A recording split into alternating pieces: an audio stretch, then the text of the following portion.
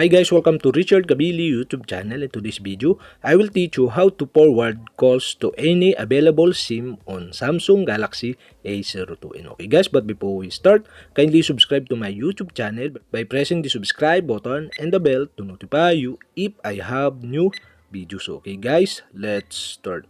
So okay guys, you only have to do is go to setting in your Samsung Galaxy A02 and settings, tap the connections. And connections, go to SIM card manager. In SIM card manager, tap the more SIM card settings. In more SIM card settings, tap the dual SIM always on. And here you can see the select SIM card. Okay, tap this. And okay guys, here there are options here, and okay, you can select the forward calls to any available SIM. Okay, you'll have to do is tap the forward calls to any available SIM. And after that, tap the done button below. And okay guys, that's it. We have successfully forward calls to any available SIM on your Samsung Galaxy A02. And okay guys, if you have a question, kindly comment below.